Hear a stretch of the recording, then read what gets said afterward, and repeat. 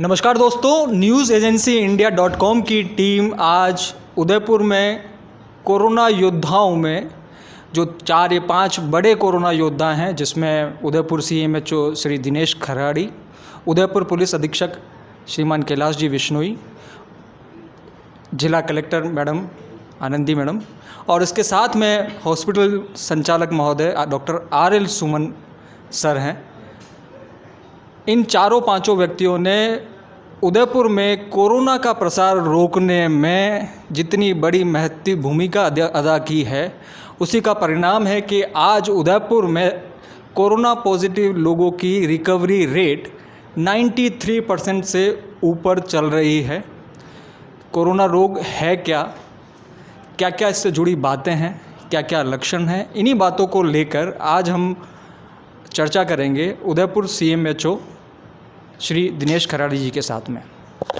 नमस्कार डॉक्टर साहब। नमस्ते। सबसे पहले तो आपके मार्फत ये जानना चाहेंगे कि कोरोना वायरस या कोविड-19 रोग है क्या? देखो, जिस प्रकार जो वायरल फ्लू होता है नॉर्मल, जो सर्दी जुकाम होता है, खांसी होती है, इससे फिर बुखार आता है, उसी तरह का है एक वायरस है। ये वायरस में इसलिए घातक इन द सेंस वो स्प्रेड बहुत तेज़ी से फैलता है और जो हाई रिस्क ग्रुप के जो व्यक्ति हैं, चाहे वो प्रेग्नेंट लेडी हो, चाहे हाइपरटेंसिव कोई हो, चाहे डायबिटिक हो, कोई कैंसर वाला हो, तो उनमें मोर्टेलिटी ज़्यादा होती है। चूँकि इसका अभी तक इसका ट्रीटमेंट नहीं है, वैक्सीन नहीं बनी है, इसलिए ये इतना ही फ़र्क है इसमें दूसरे फ्लू और इस फ्लू में। डॉक्टर साहब, अभी लोगों के बीच में एक दो बातें काफ़ी कही और सुनी जा रही हैं, सिम्टोमेटिक और असिम्टोमेटिक, ये दोनों क्या चीज़ें हैं और बेसिकली जनता को क्या समझना चाहिए इसे लेकर? हाँ, देखो, सिम्टोमेटिक यानी कि किसी बीमारी का सिम्टम है। किसी को पेट खराब हो गया, दस्त लग गई, पेट खराब हो गया, उल्टी हो गई, ये सिम्टम हो गया। इसी तरह से अगर आपके सर्दी जुकाम वायरल हो गया तो सर्दी जुकाम हो गया और राइनाइटिस हो गया, और इसमें सिम्टम होते हैं बुखार, गला खराब और सांस में तकलीफ़। अगर किसी में ये तीनों सिम्टम है या तीनों में से एक भी है तो उसको कहेंगे सिम्टोमेटिक पॉजिटिव। या फिर आप क्लोज कांटेक्ट हो, किसी पॉजिटिव के क्लोज कांटेक्ट में हो और आपका सैंपल ले रहे हैं, टेस्टिंग की जा रही है, लेकिन आप बिल्कुल हेल्दी हो, आपके ना तो गला खराब है, ना आपको फीवर है, ना कोई सांस में तकलीफ़ है, लेकिन आप पॉजिटिव हो, इसको कहेंगे एसिम्प्टोमेटिक।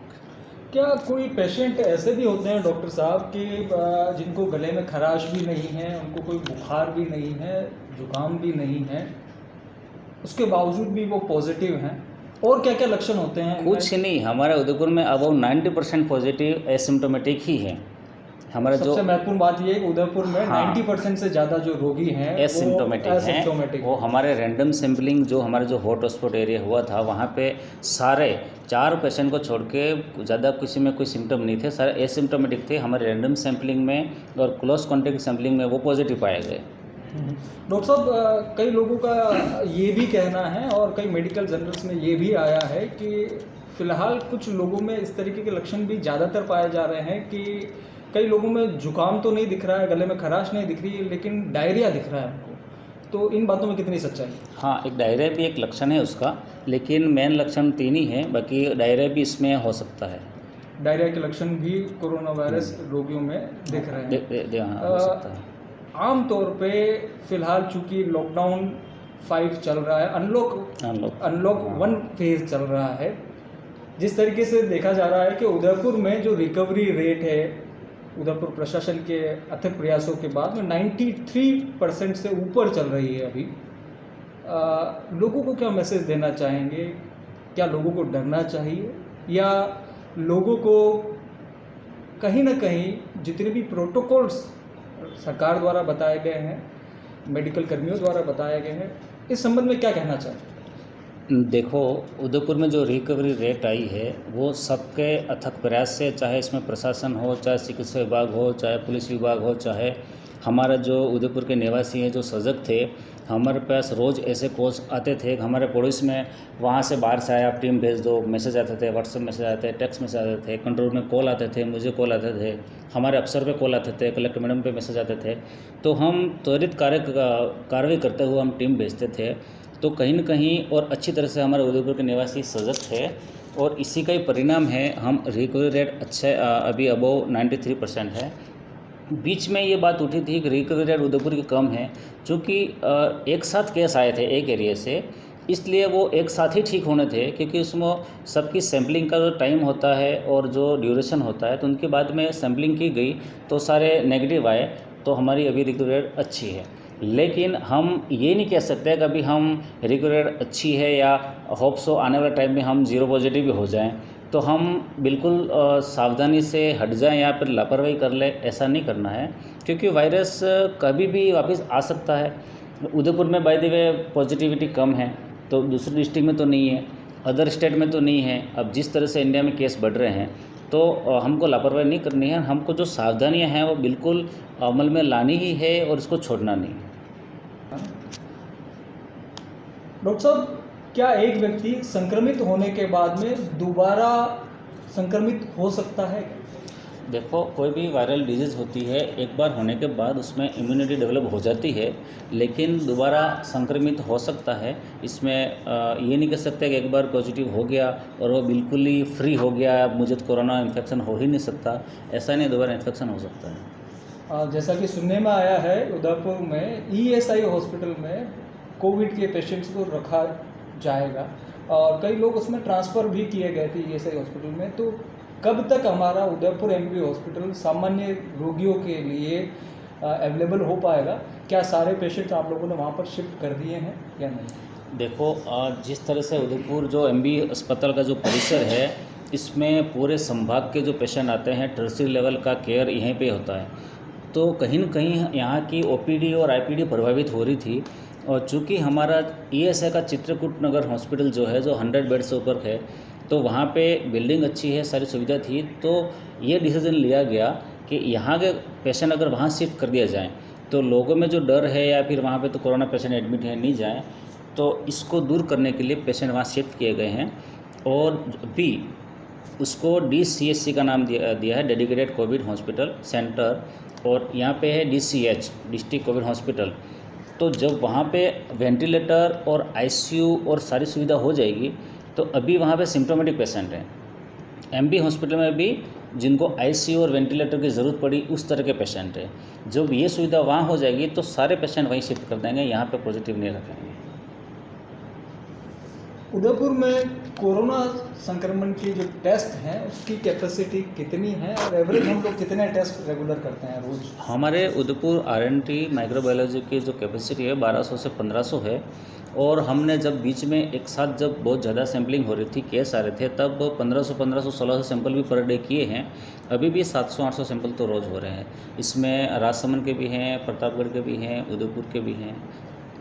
कई लोगों का कहना है कि जब वो अपना कोरोना टेस्ट के लिए सैंपल आप लोगों को देते हैं, उनकी जांच रिपोर्ट कई बार 48 घंटे तक आती है।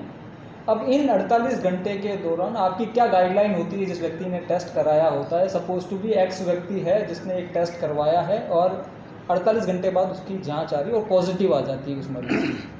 अब इस दौरान उस 48 घंटे में मरीज़ को किस तरीके की सावधानी रखनी और क्या कोशिश की जा रही है कि इस जांच की रिपोर्ट 4 से 5 घंटे में मिल जाए? क्योंकि इस दौरान हो सकता है वो मरीज़ दूसरे अन्य लोगों को भी संक्रमित करे। तो इस बाबत उदयपुर और राजस्थान राज्य सरकारी प्रशासन क्या नए निर्णय ले रहा है? देखो, जिसका भी सैंपल ले रहे हैं, इसको स्ट्रिक्टली हिदायत दी जाती है कि तुमको घर में ही रहना है, घर से बाहर नहीं निकलना है। एक तरह से वो होम क्वारंटाइन रहना है जब तक रिपोर्ट नहीं आ जाती। जैसे कि फॉर एग्जांपल अभी करसुबज मंडी या फिर निगम में कहीं भी सैम्पलिंग हो रही है, अभी जो टाइम है वहाँ पे जो सैम्पलिंग लेंगे तो 4-5 घंटे सैम्पलिंग चलती है। अब एक सैंपल को माइक्रो लैब में भेजने से उतर है, तो 4-5 घंटे का तो टाइम वो निकल गया। शाम को जाके वो सैंपल सारे लैब में जाएंगे। लैब में भी बिल्कुल एक सैंपल जमाना होता है, हमारा जो वर्कर है एलटी जमा के देता है। इसके बाद वो सैंपल लगते हैं। सैंपल लगने के बाद भी 10 से 12 घंटे प्रोसीजर में टाइम लगता है। तो ये जो 20 से 48 घंटे है या जो भी है, कम से कम 12 घंटे तो लगना ही है आपको। तब तक तो वेट करना ही है और जो सैंपल दे रहा है उसको तब तक घर पे ही रहना है। कुल मिला के आप ये कह रहे हैं कि यदि कोई व्यक्ति अगर अपना कोरोना टेस्ट करवाता है तो ये उसकी जिम्मेदारी बनती है कि कम से कम 12 घंटे से लेकर 48 घंटे के दौरान जब तक रिपोर्ट नहीं आ जाती है, ये उसका कर्तव्य और इसकी ड्यूटी बनती है कि वो अपने आप को आइसोलेट रखे, अपने आप को क्वारंटीन रखे, ताकि उसके माध्यम से वायरस दूसरे लोगों में फैल नहीं पाए।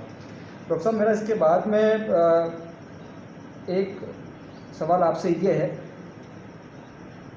कि पिछले 15 दिनों में रिकवरी रेट एकदम इम्प्रूव हुई है, धड़ाधड़ हमारे यहाँ पे रिकवरी के रोज़ सूचनाएं आती हैं कि आज इतने रिकवर हो गए। कई लोगों में इसको लेकर एक संशय है कि अब रिकवरी रेट इतनी अच्छी क्यों आ रही है और पहले रिकवरी रेट हमारी कम क्यों चल रही थी। इस बारे में क्या कहना चाहेंगे? नहीं, उसका वही है कि हमारे पास एक साथ केस आए थे, कभी 56 आ रहे हैं, तो कभी 60 आ रहे हैं, कभी 70 आ रहे हैं, एक बार तो 80 केस भी पर डे आ गए थे। तो चूंकि एक साथ केस आने से एक साथ पॉजिटिव बढ़े थे, तो उनका जो टाइम ड्यूरेशन में जो टेस्ट करते हैं तो वो एक साथ ही ठीक होने थे। आप समझ रहे हो, अगर आपके 5-6 दिन में 200-300 केस एक साथ आ रहे हैं तो वो ठीक भी तो एक साथ ही होंगे, इसलिए इनका टाइम पीरियड पूरा हो चुका, इसलिए रिकवरी रेट बढ़ी है। तो इसी वजह से पहले इल्ज़ाम भी लगे थे कि रिकवरी सबसे कम है, तो ऐसा नहीं चाहिए, नॉर्मल प्रोसेस है। डॉक्टर साहब, एक सवाल ये भी है आम जनता का कि कई लोग ये बोलते हैं और कई मेडिकल जर्नल्स में ऐसा भी आया है कि व्यक्ति के अंदर अगर वायरस लोड कम होगा तो वो टेस्ट रिपोर्ट में पॉजिटिव नहीं आएगा। इस बारे में क्या कहना चाहेंगे? देखो, अगर वायरस लोड बिल्कुल ही कम होगा तो सही है, पॉजिटिव नहीं आएगा। जैसे कि हम मलेरिया का भी अगर ब्लड स्लैब टेस्ट करते हैं तो जो एक प्रिक करते हैं, प्रिक में जो ड्रॉप बूंद आती है खून की, उसमें अगर वो प्लाज्मोडियम नहीं हुआ मलेरिया का तो वो स्लैड में नहीं दिखेगा। तो जिस तरह से वो बताया, इस तरह से अगर वायरस लोड ज़्यादा हुआ, इतना ज़्यादा हुआ कि उसके गले में और नाक से जो स्वैब लेते हैं उसमें वो डिटेक्ट हो जाए, तो उसका फर्क तो पड़ता ही है। हॉटस्पॉट एकदम पैदा हुआ कांजी का हाटा उदयपुर में, लोगों की चिंताएं बढ़ गई, बट नेचुरल है कि कहीं ना कहीं जब एक बड़ा हॉटस्पॉट प्रशासन के सामने आता है तो कई बड़े चैलेंजेस आते हैं। ऐसा कोई चैलेंज जिससे लड़ने में आपको एक अलग फील हुआ हो कि यार ये तो बड़ा चैलेंज है, इसको निपटना बहुत ज़रूरी, कोई ऐसा अनुभव, कोई ऐसा वाकया जो अब हमारे हॉटस्पॉट से जुड़ा हुआ है? क्योंकि आज की बात मैं करूं तो फिलहाल उदयपुर में अब कोई हॉटस्पॉट है नहीं। उदयपुर प्रशासन ने बेहतरीन काम करके आज 93% रिकवरी रेट लेके आई है, लेकिन जिस दौरान कांजी का हाटा या उसके आसपास के इलाके हॉटस्पॉट में तब्दील हुए थे, तो क्या बातें दिमाग में आई थी कि ये प्लान इम्प्लीमेंट करके हमें इस कोरोना की चेन को तोड़ना है? देखो, जब केसेस बढ़ रहे थे तब कलेक्टर मैडम की अध्यक्षता में डेली मीटिंग होती थी वहाँ पे, जहाँ पे एसपी साहब और नगर निगम के कमिश्नर साहब और मेडिकल कॉलेज के और हम सब लोग मीटिंग करते थे, क्या करना चाहिए क्या नहीं करना चाहिए। और उसी प्लानिंग के तहत निर्णय लिया गया कि वहाँ उस एरिया को डिकंजेस्ट कर लें। अगर वहाँ पे लोगों को हटा देंगे, चूँकि वो सकड़ी गलियाँ थी, लोग ज़्यादा रहते थे, एक घर में भी ज़्यादा रहते थे, तो इसलिए उनको इंस्टीट्यूशनल क्वारंटाइन किया गया, दर्शन डेंटल और पैसिफिक और मरडा और इस तरह से बेडवास में। तो वहाँ के लोग जो नेगेटिव वहाँ शिफ्ट कर लिए गए, जो पॉजिटिव थे वो हॉस्पिटल में थे, तो वहाँ लोग बहुत नहीं के बराबर रह गए। उस दौरान ज़रूर आज अभी 10 केस आ गए, फिर 15 आ गए, पूरे दिन भर में 50 आ गए, तो हेक्टिक शेड्यूल तो होता ही था। क्योंकि जिस तरह से कैसा उनको तुरंत इनको शिफ्ट करना होता है, उन एम्बुलेंस आ रही है, जा रही है, शिफ्ट कर रहे हैं, तो कभी रात की 2 भी बज जाती थी, कभी 3 भी बज जाती थी। तो पर वो सबका सहयोग रहा, चाहे निवासियों का है, प्रशासन का, सब मिलजुल के एक टीम वर्क रहा उदयपुर में, और टीम भावना से काम किया, तो ज़्यादा मुश्किल नहीं आई, काम हो गया हमारा, सक्सेसफुल रहा। कुल मिला के जो इंस्टीट्यूशनल क्वारंटाइन जो किया गया, कांजी के हाटे के मरीजों को आप लोग लेकर जब इंस्टीट्यूशनल क्वारंटाइन में लेके गए, ये जो डिसीजन था ये लेने वाला अथॉरिटी कौन थी उधर में? क्योंकि इस डिसीजन ने सबसे बड़ा वाइटल रोल प्ले किया है कि जो हमारे हॉटस्पॉट एरिया थे वहाँ पर कोरोना संक्रमित लोगों की डेंसिटी संख्या धीरे धीरे उस दिन के बाद से कम होती चली गई। एक बहुत बड़ा निर्णय कि इतने लोगों को हम लोगों को निगरानी में रखना है, इतने लोगों के टेस्ट करवाने हैं। एक बहुत बड़ी समस्या ये भी आती है कि कोई भी व्यक्ति घर छोड़कर नहीं जाना चाहता है, ये बहुत बड़ा हर्डल था। तो इसका झंडा किसने उठाया नहीं, नो डाउट कलेक्टर मैम ने उठाया, उनका डिसीजन था और सबकी सहमति से था और अच्छा डिसीजन था। और हमारे कलेक्टर में बड़े एक्टिव भी हैं। अभी भी केस इक्के दुक्के आ रहे हैं, फिर भी वो हर एक एक केस की बिल्कुल माइन्यूटली सुपरविजन हो रहा है, कैसे आया पॉजिटिव, कैसे आया, उसकी हिस्ट्री क्या थी, उसको इन्फेक्शन कहाँ से मिला। तो उसमें भी ये डिसीजन था कलेक्टर मैडम का था और पूरा प्रशासन था, साथ था और उससे सक्सेस भी लिया। डॉक्टर साहब, एक और सवाल हम लोगों के दिमाग में आता है कि फ़िलहाल अगर बात की जाए 10 से 15 दिनों के बीच की, उदयपुर शहर से कोरोना संक्रमित लोकल लोगों का मिलना लगभग ख़त्म सा हो गया है। ज़्यादातर प्रवासी आ रहे हैं। तो फिर ये लोग कौन हैं जो पिछले 10 दिनों में, मेरे ख्याल से 10 से 12 केस ऐसे हैं जो उदयपुर लोकल से बिलोंग करते हैं। इतने दिनों बाद संक्रमण वो लोग कहाँ से लेके आए? नहीं, टोटल 4 अभी एक हो रहा है, 5 केस ही ऐसे हैं जिसको इन्फेक्शन कहाँ से वो मालूम नहीं चला। बाकी लगभग पिछले 2 सप्ताह से जो लोग माइग्रेंट है, माइग्रेंट इन द सेंस हमारे जो लोग थे रोजी रोटी या रोज़गार के लिए जो बाहर गए थे आउट ऑफ स्टेट, वो पॉजिटिव आ रहे हैं। मैंने आपको यहाँ पे ये जिक्र ये भी किया है कि प्रवासी लोगों का आना जायज़ है। आना ही है, वो आएंगे, वो बट आएंगे। नेचुरली बाहर से आए हैं तो शायद इन्फेक्शन लेकर आए वो। उदयपुर में जो लोकल व्यक्ति संक्रमित आ रहे हैं, जैसे एक वर्मा कॉलोनी में आया है या जो अभी कुछ केसेस आए हैं, इनकी देखो कहीं न कहीं हॉस्पिटल में ट्रैवल की हिस्ट्री रही है, चाहे कोई कैंसर का इलाज हो, चाहे कोई रेनल किडनी का प्रॉब्लम आ रही हो, तो कहीं न कहीं हॉस्पिटल में, चाहे प्राइवेट हॉस्पिटल हो चाहे गवर्नमेंट हॉस्पिटल हो, तो कहीं न कहीं घर से बाहर निकलने की और हॉस्पिटल विजिट की हिस्ट्री रही है, तो कहीं कहीं इन्फेक्शन हुआ होगा। फिलहाल चूँकि प्राइवेट हॉस्पिटल भी इलाज कर रहे हैं, लॉकडाउन के दौरान भी किया था, सपोज टू बी कोई नया कोरोना मरीज उनके यहाँ पर आता है, अभी उन्हें पता नहीं है कि वो कोरोना पॉजिटिव है या नेगेटिव है। उनकी जांच रिपोर्ट भी 2 या 3 दिन बाद आती है, क्योंकि उनको गांधी मेडिकल कॉलेज जयपुर में वो जांच करवानी होती है। अब ये जो आपका जो टाइम पीरियड है, इस टाइम पीरियड के लिए क्या गाइडलाइंस दी गई है हॉस्पिटल को कि कोई भी आप नया मरीज अटेंड करेंगे तो जब तक उसकी कोरोना जांच हो नहीं जाती है तब तक कोई पर्टिकुलर स्टाफ ही उनको अटेंड करेगा, वो स्टाफ क्वारंटीन खुद भी रहेगा 14 दिन? इस तरह की कोई गाइडलाइन आपने प्राइवेट इंस्टीट्यूट्स को, हॉस्पिटल्स को दी है या नहीं? देखो, सारे प्राइवेट मेडिकल कॉलेज को ये इंस्ट्रक्शन है कि वहाँ पे जो नॉर्मल ओपीडी में तो वो सैम्पलिंग नहीं कराएंगे। जो वहाँ पे लोग एडमिट होते हैं और जो हाई रिस्क ग्रुप वाले हैं या सीवियर एक्यूट रेस्पिरेटरी इन्फेक्शन है, सारी के जो पेशेंट है, उनको जांच करानी इनको मस्ट है। वहाँ सैम्पलिंग हुई, इसका मतलब ये तय है कि वो पेशेंट वहाँ पे एडमिट है, और एडमिट है और वहाँ पे अगर सैंपल ले लिया तो वहाँ पे पीपीई की पहन के ही वहाँ पे से पूरी सावधानी बरती जाती है। ऐसा हमने उनको बता भी रखा, इंस्ट्रक्शन दे रखे हैं। तो ऐसा नहीं है कि वहाँ सैंपल ले गया वापस वो पेशेंट घर चला गया और अलग इन्फेक्शन फैला रहा हो। ये क्या प्रशासन आंकड़े छुपाता है? कई लोगों के दिमाग में ये बात आती है, कई लोग आपस में भी ये बातें करते पाए जाते हैं कि प्रशासन तो आंकड़े छुपाता है, रियल काउंट इससे बहुत ज़्यादा होगा।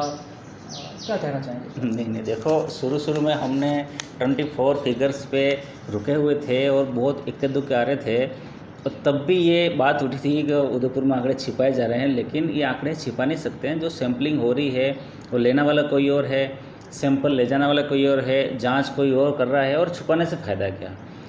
मैं आपको बताऊं, कहीं पॉजिटिव केस निकलना कोई बुरी बात नहीं, कोई डेथ रेट होती है वो बुरी बात है। अभी हम पूरे उदयपुर में जो 14 अर्बन पीएचसी है, सीड डिस्पेंसरी है, वहाँ भी जो भी AIL के केसेस आ रहे हैं सिम्टोमेटिक, उनकी सैम्पलिंग के लिए निगम के पीछे वाले गेट पे अलग से व्यवस्था करी है, जहाँ पे CMHO के डॉक्टर बैठेंगे, वो 12 से 5 के बीच में सैंपल लेंगे। इसके अलावा कृषि उपज मंडी में रैंडम सैम्पलिंग एक बार हो चुकी, दोबारा कर रहे हैं। नगर निगम में सारे कर्मचारियों की सैम्पलिंग हो चुकी, दोबारा कर रहे हैं। DSO मैडम के माध्यम से जो किराना व्यवसायी हैं, जो भी सब्जी वाले हैं, दूध वाले हैं, इनकी सैम्पलिंग हो गई, एक बार दोबारा कर रहे हैं। तो हम, और वार्ड में जो डेंस एरिया के जो वार्ड हैं वॉल सिटी के अंदर, वहाँ पे हमने एक बार रैंडम सैम्पलिंग कर ली, अब दोबारा चालू कर दी। हमारी तो कोशिश यही रह रही है कोई केस हमसे छूटे नहीं। छुपाना तो दूर की बात है, अगर हमको छुपाना ही होता तो हम सैम्पलिंग ही क्यों करवाते। ऐसा नहीं है, ऐसा एक थोड़ी है कि आपके पॉजिटिव निकल गया बहुत बड़ा गुनाह हो गया। तो अच्छी बात है कि आपके पॉजिटिव आ रहे हैं, आपके नज़र में हैं। कितने टेस्ट होने के बाद में पॉजिटिव मरीज को छुट्टी दे दी जाती है? क्योंकि सबसे पहले प्रोविज़न ये रहा कि 3 टेस्ट के बाद में छुट्टी दे दी जाएगी। उसके बाद में धीरे-धीरे समय के साथ में आईसीएमआर ने नियम भी बदले हैं। फिलहाल क्या प्रोविज़न चल रहा है, कितने टेस्ट के बाद में और टेस्ट रिपोर्ट आने के कितने दिन बाद में? देखिए, पहले 14 डेज तक था, फिर 3 सैंपल नेगेटिव आने के बाद उसको छुट्टी देनी थी, फिर 2 हुआ। अभी ये गाइडलाइन है कि कोई पेशेंट अगर एडमिट होता है उसको 10 दिन तक कम से कम एडमिट रखना है, और 8वें 9वें 10वें दिन अगर उसको बुखार नहीं है, सांस में तकलीफ़ नहीं है, गला ख़राब नहीं है और कोई सिम्टम नहीं है, तो बिना टेस्ट के उसको घर भेज सकते हो, उसको नेगेटिव मानते हुए।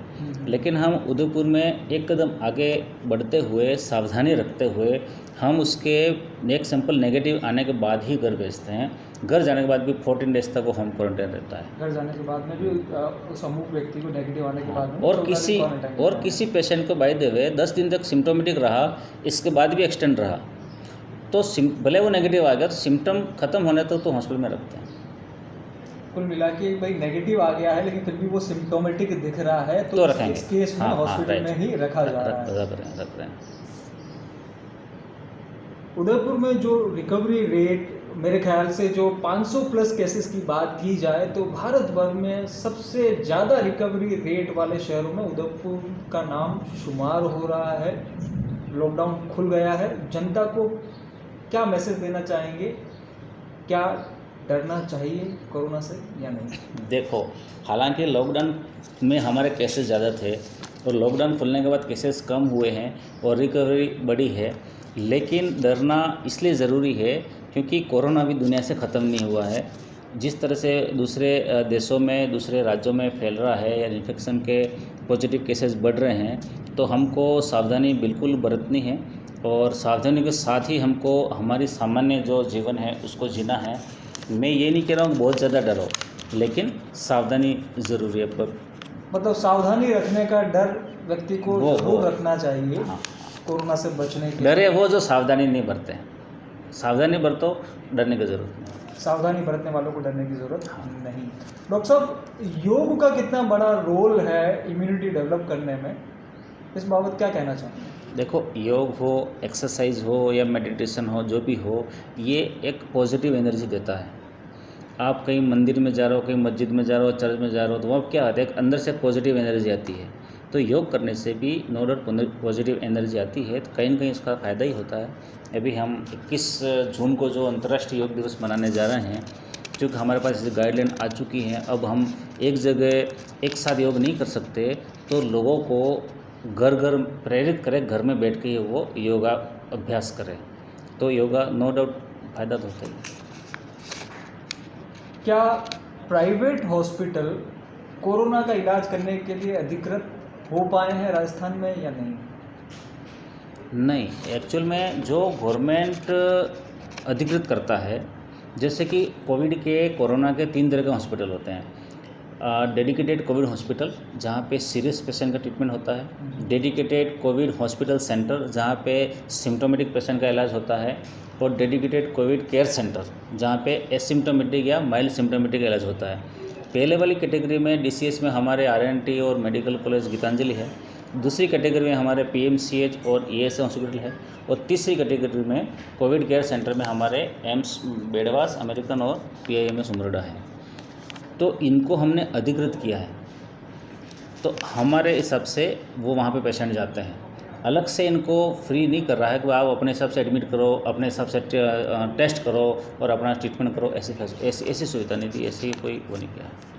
डॉक्टर साहब, कई बार क्या होता है कि जब कोरोना संक्रमित जाता है, क्योंकि उसे अकेले ही जाना होता है और उसके घर वाले उससे कोरोना वार्ड में मिल नहीं सकते हैं, ऐसे दौर में जो कम उम्र वाले जो बच्चे होते हैं, सपोज टू कि बच्चा 6 साल का है या 8 साल का है, ऐसे व्यक्ति जब कोरोना वार्ड में भर्ती होते हैं तो उन लोगों के लिए क्या विशेष सहूलियतें उनको दी जाती हैं, या वृद्ध व्यक्ति हैं, क्योंकि डर लगना स्वाभाविक है कि वो अकेला जा रहा है, वो अपने माँ बाप को, अपने परिवार को छोड़ के जा रहा है, क्या रेमेडी करते हैं? नहीं, ऐसे बहुत सारे केस आए। कोई 6 महीने का बच्चा पॉजिटिव आया है, तो कोई 5 साल का बच्ची पॉजिटिव आया है, तो हम उसके साथ उसके माँ बाप को अलाउ करते हैं और उसको ऐसी व्यवस्था करते हैं, या तो वो इस तरह का अलग वार्ड हो या बिल्कुल साइड में हटके हो, ताकि जो उसके साथ जो नेगेटिव उसको गार्जियन या पेरेंट आए हैं उनको इन्फेक्शन नहीं हो। हम ऐसा नहीं करते हैं कि एक बच्चा आ गया और 5 साल का हम उठा के ले आए यार, वो टेंशन में होगा, वो डिप्रेशन में आ जाएगा। तो बिल्कुल हम उनको सुविधा प्रदान करते हैं उसकी। वार्ड में जो पॉजिटिव कोरोना पॉजिटिव लोगों का जो वार्ड है बट नेचुरल है क्योंकि हर इंसान को वहाँ पर डर लगना स्वाभाविक होता है।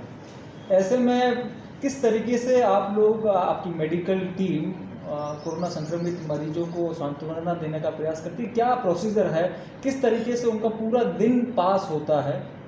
क्या वार्ड में टीवी लगाया गया है या क्या, किस तरीके से वो मनोरंजन करते हैं? क्या उनका फ़ोन वहाँ पर अलाउ होता है? इस बारे में देखो, पॉजिटिव वार्ड के बाद किसी का सैंपल नेगेटिव आता है तो उसको नेगेटिव वार्ड में शिफ्ट कर दिया जाता है। दोनों जगह स्टाफ अलग अलग तरह के काम करते हैं। और जो पॉजिटिव वार्ड में जाता है N95 PPE किट और पूरे प्रिकॉशन के साथ जाता है। और जब हम पेशेंट शिफ्ट करते हैं तभी कह देते हैं कि आपके मोबाइल, चार्जर ये साथ लेकर चलो ताकि वो उसको टाइम पास में प्रॉब्लम नहीं हो। तो ये इसका पूरा ध्यान रखते तो हैं। कुल मिला के जो कोरोना पॉजिटिव संक्रमित या संदिग्ध लोग जो जाते हैं उनको फ़ोन अलाउ है, पूरा वो अपना फ़ोन ले जा सकते हाँ हैं। बिल्कुल ये लोग है। तो वो फ़ोन वीडियो की कॉल जो- कर सकते हैं, वीडियो कॉल करते हैं बहुत सारे। अब घर से वीडियो से बात करते हैं, मतलब इस फ़ोन से तरह की बात कोई करते मनाही नहीं हैं, है। कोई मनाही नहीं है। खाने के लिए को लेकर कई लोगों ने शिकायतें की हैं।